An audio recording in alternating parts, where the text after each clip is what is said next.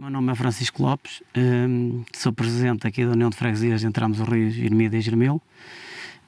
Sou presidente também de uma associação dos proprietários aqui deste montado, que é a Foral, que é aqui na Serra Amarela, que é esta encosta que está nas nossas costas, aqui à nossa volta. Nasci aqui e fui criado aqui. Inicialmente já fui também pastor, que meus pais tinham animais e sempre fui criado aqui dentro deste ambiente que é mais dedicado à pastorícia e à cultura de subsistência aqui da população.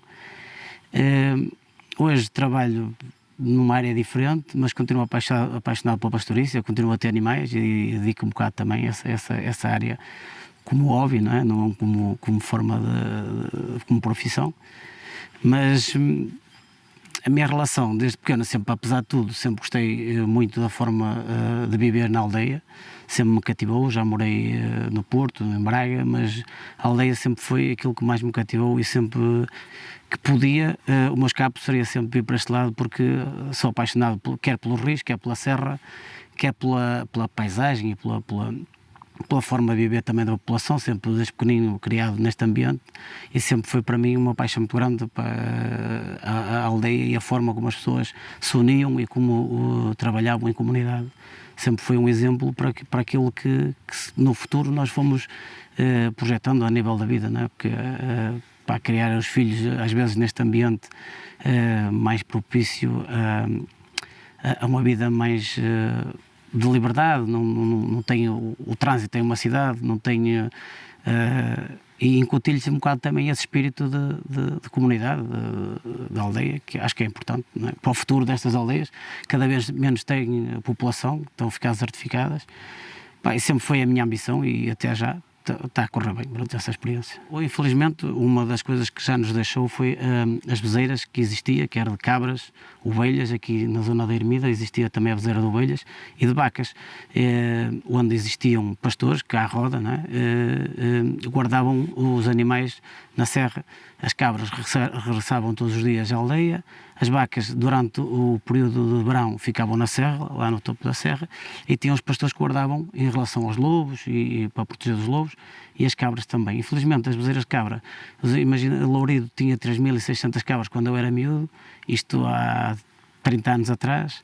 Hoje já não existe cabras em Lourido, aqui também não, é uma pena, porque todas estas infestantes que nós vemos, da giesta e outras do género, não havia, porque as cabras realmente, hoje fala-se em cabras sapadoras, e na altura era o corta-relvas aqui da serra, eram as bezeiras de cabras. E ovelhas havia, pronto, como eu lhe digo, isto são aldeias muito dedicadas à pastorícia e sempre foi uma benesse termos esses animais, para descontrolar de certa forma o crescimento do mato. Isso hoje não acontece, e tirando isso no que estava a falar nesse aspecto, existe também o povo aqui na Ermida, quer também noutras aldeias, de um sábado por mês iam fazer os regos, que era o que alimentava estes terrenos para a cultura da subsistência, das batatas, das cebolas, do centeio. As cabanas no meio da serra, que eram os abrigos dos pastores, os caminhos dos trilhos que atravessam a serra de ponta a ponta, e então era tudo, ia uma pessoa de cada casa e juntava-se a comunidade e fazia-se esse tipo de trabalho. Hoje nem tanto, que cada vez as pessoas são menos e cada vez isso está um pouco mais abandonado e mais desertificado. Na altura saí por uma questão de emprego, na altura não era fácil, o pessoal, muita gente imigrava. Da sua geração também? Sim, da minha geração. Quem não tinha possibilidades para estudar, normalmente imigrava. Aqueles que tinham possibilidades para estudar, iam para a universidade e seguiam o seu percurso académico. Aqueles que não tinham, imigravam. Na minha altura eu fui exatamente por causa disso, porque não era fácil arranjar emprego aqui na zona, e pronto, fui trabalhar para o Porto. Tinha 16 anos e numa perspectiva de experiência do que é que também era uma cidade, que para mim foi novidade, não é? Conhecia várias vezes visitar, mas só de passagem, nunca vivi numa cidade. Foi um bocado desanimador, porque... Saiu daqui com 16 anos? Sim. E foi com alguém? Ou... Não. Não fui com um grupo de amigos, fomos trabalhar na altura para a construção civil. Pronto.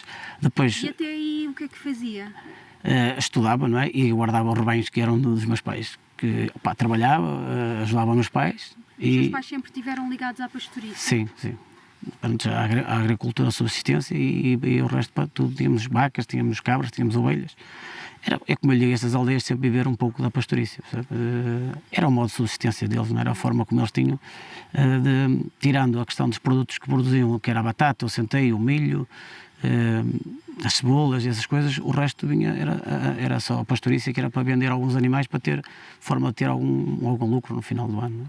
Era só a maneira de subsistir. Não? Então, e saiu daqui com 16 anos, quanto tempo é que teve fora? 2 anos. E acho que foi 2 anos Foi muito... suficiente? Sim. Nunca mais. Pronto, eu hoje mesmo assim trabalho a 40 km aqui, que é em Braga, mas vou e regresso todos os dias, no sentido, nessa paixão também por isto, e porque acho que em termos de comunidade, eu entro na aldeia, toda a gente me conhece, e já cheguei a morar num prédio onde não conhecia ninguém, percebe? Há uma diferença muito grande entre o que é uma comunidade numa aldeia pequena e num aglomerado urbano, onde as pessoas quase não se conhecem, e aqui toda a gente conhece, toda a gente nos cumprimentamos, toda a gente diz bom dia, toda a gente precisa de alguma coisa, bate à porta e pede. É uma forma diferente de vida. A vida nas grandes metrópoles, como Braga, Porto, nunca me cativaram muito, sinceramente. Nem mesmo Ponta Barca, por exemplo, tinhas a opção de morar na vila, como muita gente tem, nunca foi uma coisa que me cativou. Optou mesmo por... Sim, eu gostava muito, e os meus filhos também seguissem esse exemplo, apesar que se eles não pensarem nisso, também têm que respeitar, não é? Claro. Isso é normal, como outros, cada um, depois, é o que eu lhe dizia, a questão que nos leva muitas vezes, muita gente saiu daqui não foi por falta de paixão à terra e à aldeia, foi por necessidade, por uma questão de subsistência, não é? E de melhores condições de vida. Isso é verdade que os fundos comunitários vieram trazer algum incentivo à pastorícia.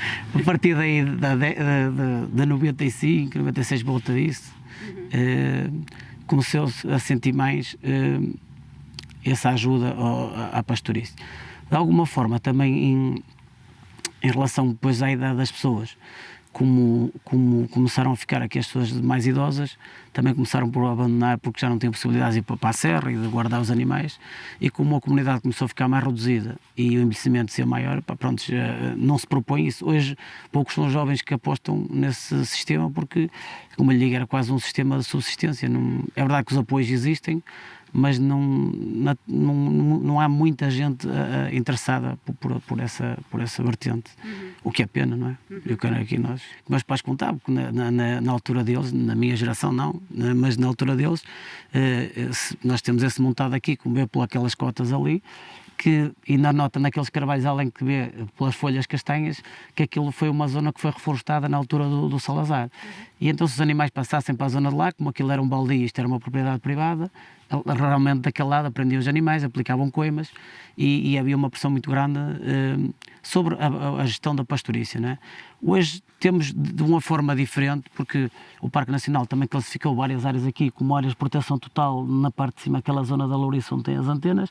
Depois tem áreas de proteção parcial, 1 e 2, e nas áreas de proteção total também não é permitida a pastorícia. De certa forma, como é que quer dizer, essa questão, alguns inconvenientes continuam a haver, não há multas, mas as áreas foram classificadas também com interdição, não com a vontade das populações, dessa forma lutámos exatamente pelos mesmos motivos, ainda não houve nenhuma coima que eu tivesse conhecimento, mas de alguma forma também estamos limitados, assim, pronto, eu entendo e percebo as restrições. Exatamente, mas as pessoas não entendem, quem morou aqui na aldeia entende que isto, pronto, é um montado e é exatamente para isso.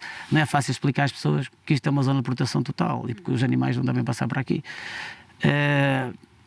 Acredito que o tempo, eu não sei se acredito, é que eu ia lhe dizer isto. Eu acho que hoje estão mais sensibilizadas as pessoas, até por causa da questão dos fogos e até do lixo, do que as gerações mais novas. Hoje assiste-se mais as gerações mais novas a deixar lixo. Por exemplo, aqui nós temos aqui 3 caixotes de lixo que eu tive que retirar exatamente por causa disso, porque isto era um sítio até bastante acolhedor e começou a ficar cheio de lixo à volta, exatamente porque as pessoas paravam aqui de carro e viam um caixote cheio e continuavam a deitar lixo e por aí fora. Acho que estamos aqui um bocado a fugir do tema, não é? Não. Mas que nós sentimos aqui, pelo menos na aldeia, nos trilhos que percorremos aqui na Serra, que o pessoal novo, o pessoal mais jovem, apesar da sensibilização que há, da educação que tem na escola em relação ao lixo, não tem absorvido a mensagem, penso eu, não é? Porque nós, as pessoas de idade diz sempre a tentar preservar aquilo que nos deixaram, não é? Pelo menos elas têm essa ideia.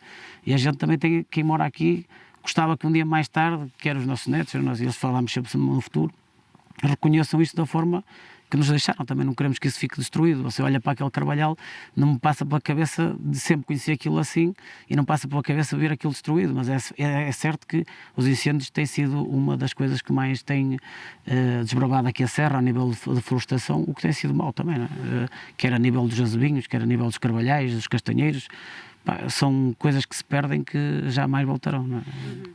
Agora, em relação às restrições, é verdade, pronto, como eu já lhe disse, os meus pais falavam na altura que, pronto, havia os guardas florestais, que eu acho que era muito importante, hoje não existem, é pena ter esse património todo a ficar abandonado, que é das casas de florestas, que acho que era uma parte importante a questão dos guardas florestais. Nós há bocado tivemos aqui passar a GNR, nesse sentido, numa questão de fiscalização, mas é basicamente isto, passam de carro, o guarda florestal percorria a serra, percorria as zonas importantes e os incêndios de facto não eram o que são hoje, não é? Porque nós olhamos para a Serra de Soares, aquela encosta toda, tirando as folhosas, tudo que era resinosas, foi tudo destruído, porque aquela encosta já foi um pinhal lindíssimo e que hoje não tem nada. Isto aqui também daquele lado já foi todo reflorestado e que hoje não tem nada. E isso... Como a gente, e nós recuámos um bocado atrás do próprio Google, conseguimos acompanhar isso, a evolução do que é a questão da serra a nível da reflorestação e tem sido a parte pior de acompanhar, não é? Cada vez mais se vê a zona de floresta a diminuir. Desde que a pastoriça começou a diminuir, acabou por a vegetação crescer, o que é normal, não é? E depois o pessoal, o único meio que teve de ter acesso às zonas remotas que não eram limpas, que agora não tinham o cuidado de limpar, a solução acabou por ser o fogo, o que depois acabou por destruir todo o resto, não é? Tudo que envolvia essas zonas. Mas penso que aí da época de 90 para a frente assistiu-se a uma destruição muito grande a nível da área florestal aqui, pelo menos nesta zona do Parque Nacional, e falo daqui porque nós tínhamos também a Serra de Soares ali em frente, e também acompanhámos o que é que foi a evolução dos incêndios naquela zona e também foi devastador. Sim, a questão da junta de freguesia, nós já temos falado umas vezes sobre isso aqui com o meu colega, que ele é tesoureiro, o pai dele também chegou a ser presidente de junta, o meu avô foi presidente de junta, os meus tios sempre também estiveram na junta de freguesia. Isto acaba por ser um bocado o bichinho da família que ficou ali na gestão do território. Não é mais do que isso, acima de tudo é paixão mesmo pelo território. Acho que sempre fui muito ligado à freguesia, pertencendo quer à Associação Cultural e Desportiva, nunca me vi envolvido numa vertente política, tenho que lhe dizer a verdade, nunca me passou para a cabeça ser presidente de junta. As coisas correram naturalmente, fui convidado na altura para fazer parte de uma lista, depois estive na Assembleia, passei a presidente da Assembleia, depois acabei por estar a secretário da União de Freguesias e hoje cheguei a presidente. Mas sempre com a questão de uma paixão pela freguesia, não diretamente com uma ambição política. Nunca foi isso que me cativou, acho que nunca tive jeito para a política, não tenho o menor jeito para a política, nem nunca foi a vertente política que me cativou. Foi a paixão pela terra, pela freguesia, pelo território, e achar que, ter algum conhecimento sobre o território dava uma vantagem para a gestão do território. Isso foi a única coisa que me motivou a estar na junta de freguesia, continua a ser a minha motivação, quer de mim e de maior parte das pessoas que são membros lá, porque imagina isto, nós não falamos de uma gestão de um território a tempo inteiro, não é? Isto é basicamente no tempo que temos livre do trabalho, ao sábado ou ao fim de semana, e que ocupa bastante tempo, todos temos família, todos temos lazer, e pronto, isso a gestão do território também é uma coisa que nós gostamos, porque a maior parte que fazemos é de voluntariado, é de boa fé e de grande paixão pelo território, e isso é sempre o que nos cativa, não propriamente, não vejo nunca como um político, a não ser, tirando daqui a parte e acho que já é bastante cansativo, porque portanto a junta nestas aldeias mais pequenas é uma espécie de bombeiro, não é? Tem que ocorrer a todos os problemas, mas pronto, isso faz parte. O maior desafio continua a ser a não desertificação das aldeias e a cativação da fixação das pessoas aqui, não é? Hoje temos alguma ligação ao turismo, que já vai gerando também algum emprego aqui na zona. Temos casas de turismo rural que já vão mantendo alguns empregos. Temos o Parque Campismo também lá embaixo, entramos os rios, que vai gerindo também vai desempenhando algum tipo, vai gerindo algum do emprego também. Mas no geral, eu que lhe digo, não é fácil, porque é um território, a nível de turismo pode vir a ser interessante, mas nós também não gostávamos de um turismo de massas, percebe? Gostávamos de preservar. Eu assusto-me um bocado a questão, porque visito muitas vezes o Gerês, e eu sinceramente gostava muito que isto dependesse um bocado do turismo, porque tirando isso, a questão da pastorícia, como já lhe disse, foi-se perdendo, e a questão de hoje nós acredito que o turismo seja uma forte potencialidade para mantermos aqui alguma gestão de trabalhos, e algumas pessoas que possam vir, até que estão no estrangeiro e que se dediquem a alugar casas e a viver do turismo, mas não queríamos muito um turismo de massas, porque para algumas experiências que vamos acompanhando também não é muito vantajoso para a região, percebe? Digo eu, epá, neste momento acho que queremos aumentar a taxa de visitação daqui do território, mas não criar um turismo de massas, porque isso não é uma coisa que nos fascina, e gostávamos que o nosso território também seja preservado, porque olhando para o Gerês e visitando algumas zonas do Gerês, algumas cascatas, notámos também que não é assim tão positivo ter turismo de massas, porque muitas vezes você vê um autocarro chegar e as pessoas visitam, deixam lixo, mas não trazem nada para o território, apenas destruição. E nós não gostávamos muito dessa vertente de massas, mas claro que gostamos que nos visitem e que possamos criar alguma rentabilidade e fixar cá pessoas. Acima de tudo isso, fixar cá pessoas, porque a população é muito idosa e nós, claro, para isto não ficar desertificado, precisamos de gente, não é? E pronto, as aldeias também são bonitas se tiver povo, se não tiver, pá, não tem grande interesse. Não. É um meio de subsistência, não é? Você imagina uma reforma de 200 e tal euros, se você pagar a luz, medicamentos, gás, aqui ainda não pagam água, tem essa vantagem, mas eu às vezes fico preocupado pelo sentido de não sei como é que alguém vive com 200 e tal euros, sinceramente, é uma coisa que me preocupa como presidente de junta e como ser humano, porque eu conheço algumas situações, pá, pronto, é verdade que temos ação social aqui já perto, entramos no Rio, mas de alguma forma não chega diretamente às pessoas mais necessitadas. Isso preocupa-me um bocado. Outra é o acesso à saúde, porque pá, vivemos muito longe do centro da vila. Para ter uma ideia, e ele explicar em função disso, que os 200 e tal euros da reforma, você para ir daqui à Ponta Barca e vir, paga 15 euros para baixo e 15 euros para cima, são 30 euros. Se por mês tiver que ir lá 2 vezes, são 60 euros. E se você fosse somando todas essas contas, quando é por ela, eu chego ao fim e pergunto como é que alguém vive com 200 e tal euros. Isso, pá, é daquelas coisas, é o desafio maior que temos, que é também dar condições às pessoas, não é? Apesar da idade que tem, acho que tem que ter alguma dignidade para poder viver aqui na aldeia. E isso é um desafio enorme. Outro é, como eu lhe digo, gostava muito a parte de preservar. Temos ali uma branda lá em cima, que isto era a inverneira, a minha ideia é uma inverneira, depois há a branda de milhares lá em cima, podemos falar um pouco sobre isso. Também, pronto, mais tarde foi dedicada só para a pastorícia, que as pessoas deixaram de habitar lá, mas inicialmente também habitavam lá.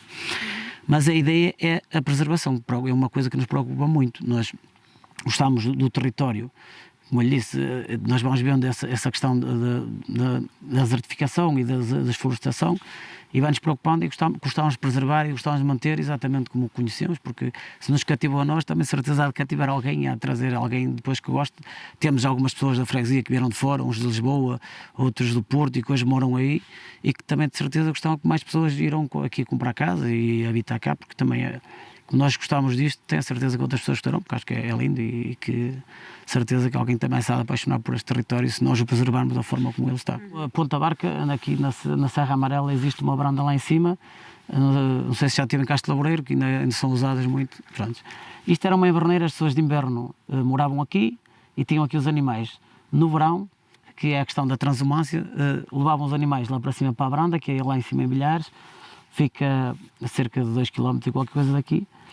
E então na parte do verão, como era mais quente, as pessoas ficavam lá mais perto do Alto da Serra, para os animais ter pastos novos e eles também ter lenha mais perto, ter essas coisas mais perto. Dividia-se aqui em 2 partes do ano. De inverno ficavam aqui na aldeia, de verão iam para a Branda de Bilhares. Mas na Ponta Barca acho que é a única, tenho a certeza que é a única, não acho, tenho a certeza que é a única. E, por exemplo, na zona do Parque Nacional há várias, e que na zona de Castro Laboreiro há muitas que ainda subsistem. Aqui é pena que não aconteça. Mas pronto, está lá. Quando eu era miúdo, aquilo já era só mesmo dedicado já só para a pastorícia, né? Eu acho que não há memória de habitar já lá ninguém. Mas o certo é que se fala nisso também, que pronto, foi, e há relatos de quando aquilo foi habitado, né? Quem é que subia para... Era toda a gente, não é? Toda a gente tinha uma casa aqui e tinha outra lá na Branda. Por isso, no verão, passavam aqueles meses de verão, a partir de maio, lá em cima na Branda, de inverno voltavam e ficavam aqui embaixo na Inverneira. Mas em Castro Laboreiro isso ainda se pratica. Se vocês tiram a oportunidade, quando for a Castro Laboreiro, eles irão explicar bem como funciona. O princípio é esse, não é? A minha aldeia onde eu nasci foi Lourido. Aqui a minha esposa que é daqui e eu pronto, hoje moro aqui. Mas nos outros lugares não existia esse tipo de... Não, a grande Rota 34, a GR34, é mais antiga, salvo erro, terá 6, 7 anos. Não sei a data precisa, mas creio que andará à volta disso. Foi pela ADER, do Parque Nacional de Peneiras Gerês. E sim, é uma rota importante porque faz aqui um circuito na Serra Amarela, vai à aldeia de Vilarinho da Furna e volta depois aqui à zona da Serra Amarela, e foi uma grande rota que veio trazer algum desenvolvimento aqui à aldeia, não é? Na questão do turismo e na questão, como eu lhe digo, também da preservação dos trilhos, porque hoje, se não fosse esses trilhos ser demarcados, já estariam fechados, porque não há ninguém a frequentar a serra com a assiduidade que tem as pessoas que vêm para frequentar a grande rota. Quem mantém os trilhos?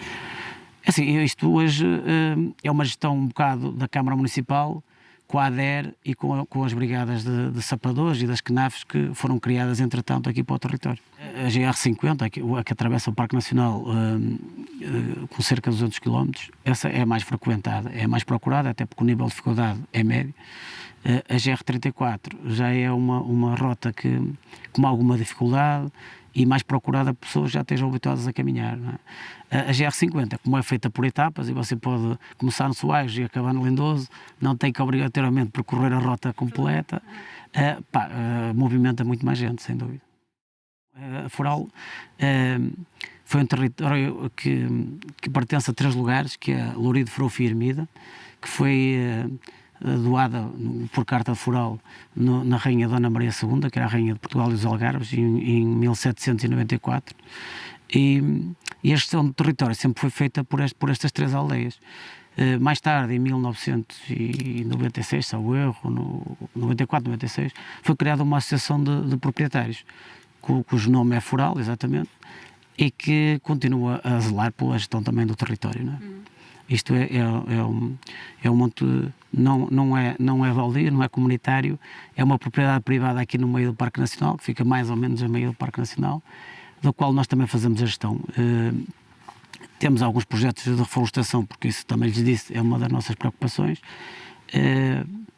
Fazemos a limpeza em algumas áreas mais perto das aldeias, porque, como eu lhe digo, isto a questão dos fogos põe em risco muitas vezes estas aldeias também. Em função das verbas que vamos recebendo, das candidaturas que vamos submetendo aos quadros comunitários, é o trabalho que podemos fazer em função de preservar também esta questão à volta das aldeias. Como é que tem sido a articulação com o Parque Nacional e o ICNF?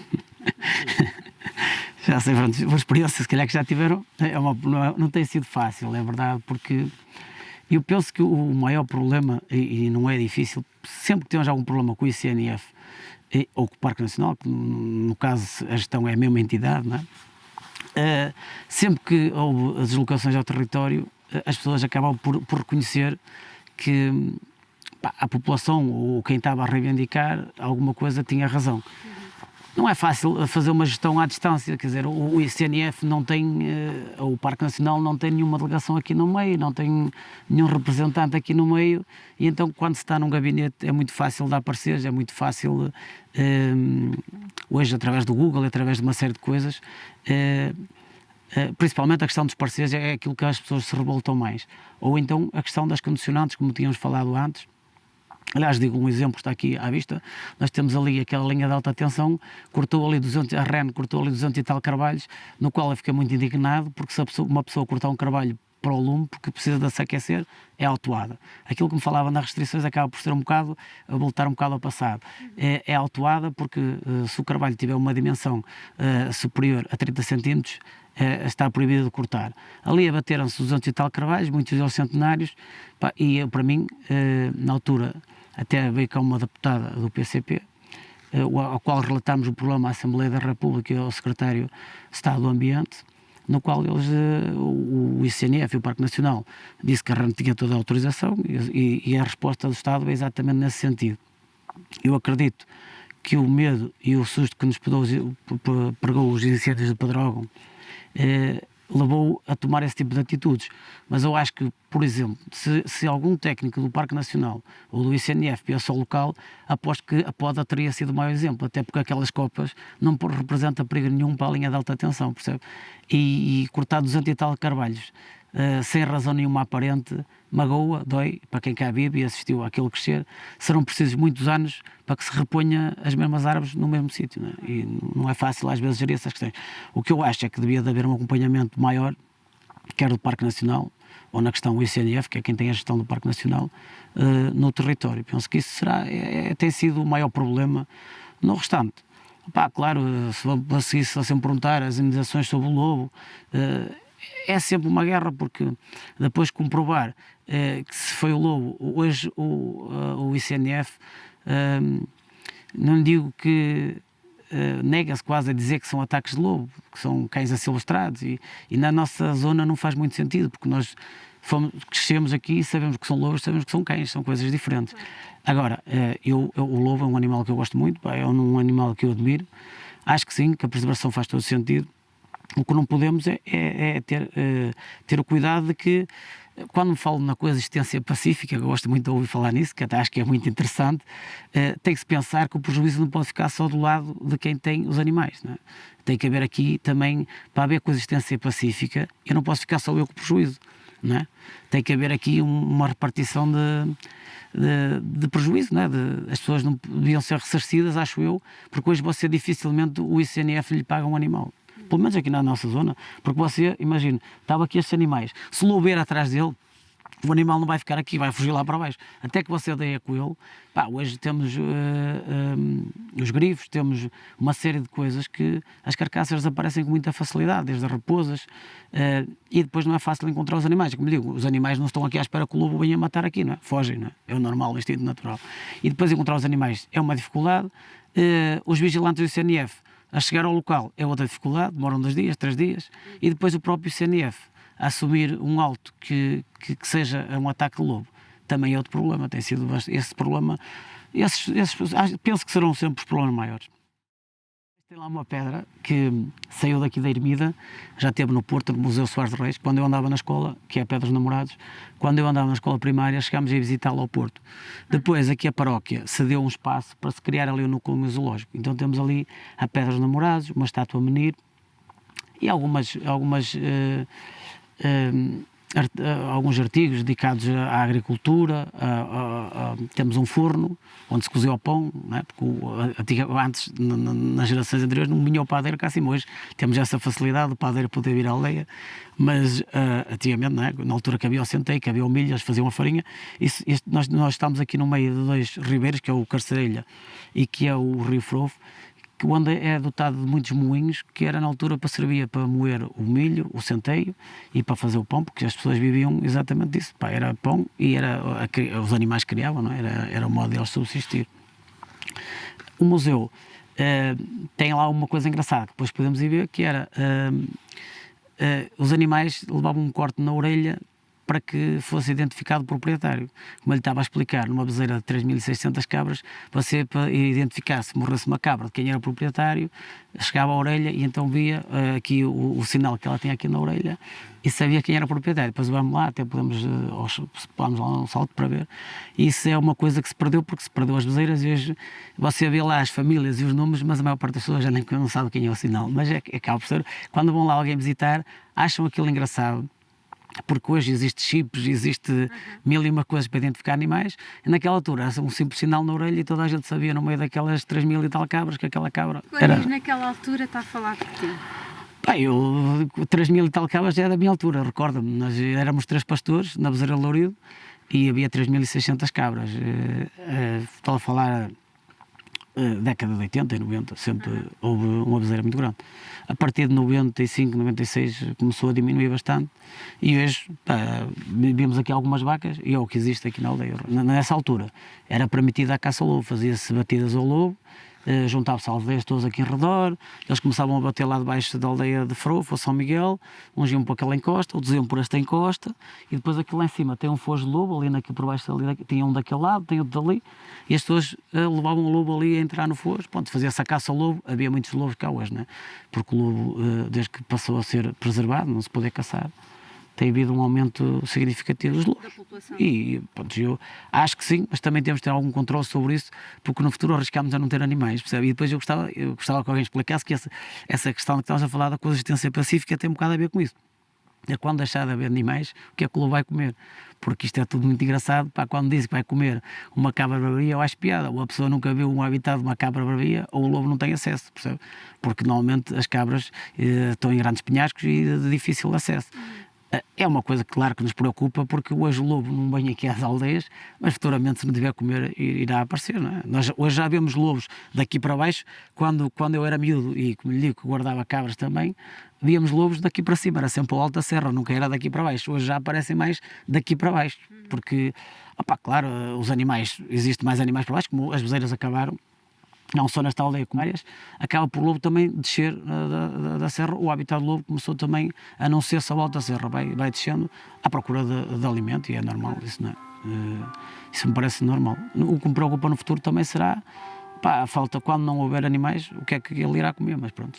Salvo erro, isso até acho que a última batida está no YouTube, ou qualquer coisa, foi em 92, salvo erro. Acho que foi no ano de 92, acho que foi a última batida que se fez ao lobo. Mas as batidas eram muito organizadas, com todas acompanhadas por guardas florestais, com tudo. As pessoas iam batendo um monte, fazendo barulho, uns com umas latas, outros com os focinhos, outros com armas. Nem toda a gente tinha armas naquela altura, não é? E acaba por ser engraçado. Não é? Era o que estávamos já a falar um pouco, que era a comunidade unir-se num bem comum, que hoje está um bocado a desaparecer também. Eram tempos difíceis e eles tinham que viver em comunidade, e então optavam tinham que se ajudar uns aos outros, que isso hoje está-se a perder um bocado nestas aldeias, o que é pena, não é? Porque as pessoas já não vão precisando tanto dos outros. Porquê? Porque olha, não se faz tantas levadas, não se faz tantos regos, não se vão fazer poças, não se vão fazer trilhos, não se vão fazer os caminhos. Na altura da pastorícia era preciso fazer isso tudo e uma pessoa só não conseguia, então eles tinham que se organizar para que se conseguisse fazer isso tudo. Na questão, por exemplo, da pastorícia, na questão dos rebanhos, havia várias, aqui tocava-se um corno, aqueles cornos assim, tocava-se, que era para alertar as pessoas para que tinham que soltar os animais. No lugar de Lourido era uma carapita, outros eram um berro, outros era o toque de sino, depende, era da aldeia para aldeia, o funcionamento era diferente. Outros era aqui, por exemplo, costumava ser ao sábado, juntasse um sábado por mês, tinham que ir fazer os caminhos, fazer os regos. Em Lourido, também na questão dos regadios, era ao sábado sempre. Havia sempre uma pessoa, na altura, eu nunca cheguei, acho que só um, mas já vagamente, que existia um cabo, que era a pessoa que anotava quem é que ia, quem não ia, porque quem não fosse teria que pagar multa. Hoje, como ninguém paga multa, também ninguém vai. Mas havia sim, mas havia sempre uma pessoa responsável por apontar quem é que ia, quem não ia, e funcionava, não é? Porque as pessoas tinham medo, porque tinham pouco o sustento financeiro era pouco, não é? E eles tinham medo de pagar as multas e tinham que ir, iam trabalhar, não faltavam ao dia, não é? Hoje, se você marcar aqui para alguém abrir um caminho, parece-os da boa vontade, não parece mais ninguém. Só aqueles que acham que é importante. A coima também era importante porque eles, o dinheiro era pouco e eles dependiam muito daquilo que ganhavam. Mas acho que também as pessoas tinham um enorme brio em manter as coisas. Se hoje você olha para uma levada e vê uma levada que não traz água, quando eu era miúdo isso era impossível, porque as pessoas não conseguiam aceitar que se lhe deixaram. Alguém construiu aquela levada com muito sacrifício, não é? E aquilo que estamos a falar, que também é uma preocupação nossa a nível de, no mínimo, cabemos a nós preservar. Hoje, como a população é menos, não se consegue preservar todos esses regadios, não se consegue preservar todos esses trilhos. Então, imagino que se calhar também uma casa teria, eu lembro, por exemplo, na casa do meu avô, que tinha 10 filhos. Hoje cada casa tem 2 ou 3 filhos, já muda muito, não é? 10 filhos, nem que os meus avós não fossem, só os 10 filhos já podiam fazer muita coisa. Mudou muito. Acho que, acima de tudo, o que se perdeu foi a questão da população, porque se houvesse população, o espírito seria o mesmo. Acho que as pessoas, hoje você vê estes terrenos ainda limpos, por pessoas de 60, 70, 80 anos que ainda têm o brio de manter isso limpo. Não é pela necessidade, mas é pelo brio de que os pais lhe deixaram estes terrenos e porque eles querem preservar até partirem, vão preservar sempre enquanto puderem, eles vão preservar. Não querem que os terrenos fiquem ao abandono, porque acham que aquilo foi uma herança que ficou e eles querem preservar até ao fim da vida. E esse espírito acho que se mantém. A população cada vez é menos, e não dá para fazer esse trabalho comunitário da forma que se fazia na altura. Na altura eu tive o conhecimento e até achei, como estava a falar, que correspondia exatamente por sermos Parque Nacional. Hoje não, hoje penso que a Reserva da Biosfera, no fundo, é um património, além de sermos Parque Nacional, continua a ser um património que devemos preservar, porque a questão de onde existe a biosfera é porque existe vida e as funções desde a água, a floresta e aquilo que devíamos já falar um bocado isso, que é, eu gostava muito, este rio, o Farofé é lindíssimo, é um rio cheio de cascatas e lagoas lindíssimas, temos o Castrelha igual, e esta é a questão de mantermos estes ribeiros limpos da forma que sempre os conhecemos, mantermos as florestas que temos, tipo esse carvalhal e alguns pinhais, da forma que os conhecemos. É um desafio interessante e a Reserva da Biosfera veio a apoiar nas candidaturas que se vão fazendo e que vão, de certa forma, ajudando a preservar aquilo que nós também é uma preocupação nossa, não é? E sabe-se, de alguma forma, algumas comunidades foram envolvidas, para além a nível institucional? Sim. Tem noção se algumas comunidades foram envolvidas neste processo de candidatura? Assim, eu tenho conhecimento, não, mas acredito que sim, porque também não se faz nada sem dar conhecimento, não é? Acredito que a nível de instituições isso tenha acontecido diretamente com as populações, não tenho conhecimento. Mas pelo menos aqui na nossa zona não, mas acredito que sim. Como eu lhe falei da questão dos incêndios, tem sido um problema. E acho que a questão da sensibilização nesse sentido seria da máxima importância, porque eu não acredito que muitas vezes chegue fogo com a intenção de destruir isto tudo, percebe? Eu acho que muitas vezes as pessoas chegam fogo com aquela ideia, há uns anos atrás criou-se o mito que quem chegava fogo eram os pastores. Mas como a pastorícia acabou, esse mito desapareceu.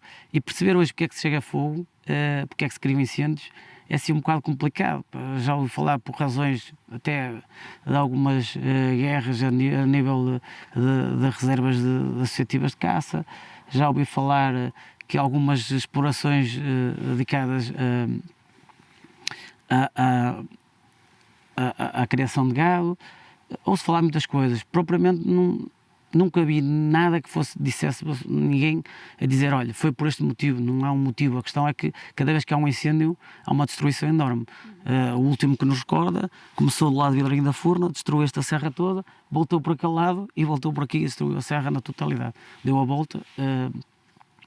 Por isso, tudo que não viu, é que lhe digo, hoje está muito bonito, mas isto ficou tudo queimado. Você olhava para trás de nós, era tudo negro. Daquele lado, o Soares, era tudo negro. E é como eu digo, o Parque Nacional e no próprio Gerês também, algumas zonas, tirando as áreas de proteção total, como a Mata da Albergaria, algumas áreas que movimentam muitos meios na questão do combate aos incêndios. Uma Mata do Cabril Lindoso foi quase toda dizimada por esse incêndio.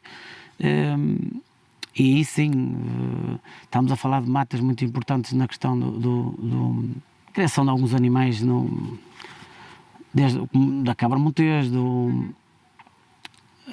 dos lobos, essas zonas onde, tipo a Mata da Albergaria, a Mata do Cabril, o Ramiscal, essas matas que são ícones do Parque Nacional, que deviam ser, algumas delas, a Mata do Mesigo, também acho que tem uma candidatura à reflorestação, que sem dúvida que era um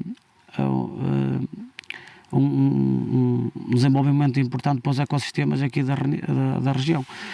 Espero que isso no futuro, acho que a mata dali do Ramiscal,